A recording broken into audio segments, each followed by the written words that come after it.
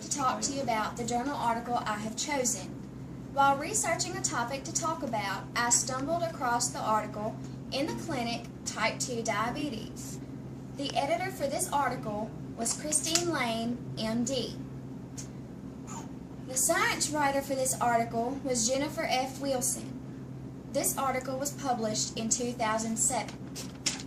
I chose this article for two reasons.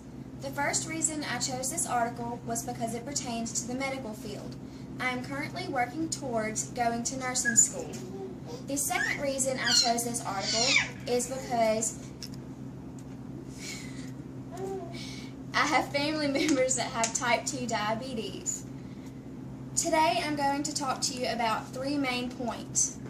The first point are the likely causes of type 2 diabetes.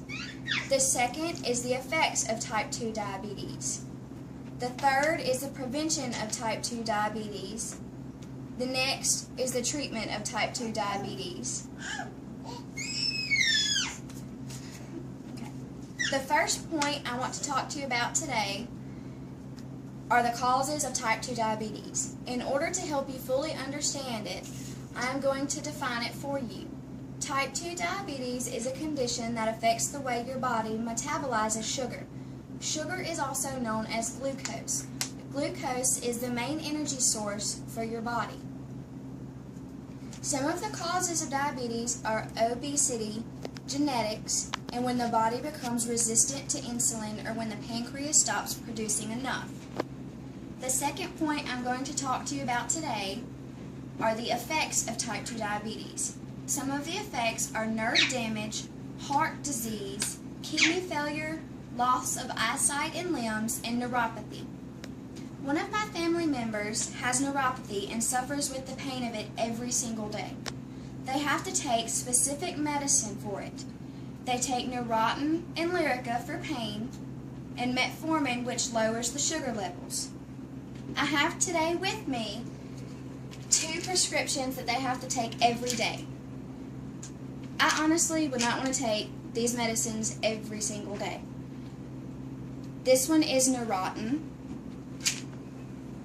and this is for pain. And this one is Metformin, and it's the one that lowers the sugar levels. The third point I'm going to talk to you about today is the prevention of type 2 diabetes. There are many things that can prevent this, one being exercise, the reduction of total and saturated fats, and pharmacologic therapy, like we just saw with the medications. The final point I'm going to talk to you about is the treatment of type 2 diabetes. The first being insulin treatment. I have a line from the article itself. Some suggest that patients with fasting glucose levels greater than 250 to 300 milligrams are reasonable candidates, although there is no clear data in this area. Wilson, page 6. I also have, as visual representation, two different pages. The first is a care flow sheet, and this is what the doctors use when they give an exam. It tells about diet and exercise, complications, medications, and medications that they would need to reduce the risk for cardiovascular complications. This is the page. I also have a page of questions that would be asked at the doctor's office. One is, what is the most appropriate management of this patient's hypertension? And it has a list of choices to either continue the current therapy, discontinue therapy, add medications to therapy, or increase the dosage. Today I have mentioned four main points that both pertain to the medical field as well as my personal experiences with it. They were the causes of type 2 diabetes, the effects of type 2 diabetes, the prevention of type 2 diabetes, and the treatment of type 2 diabetes.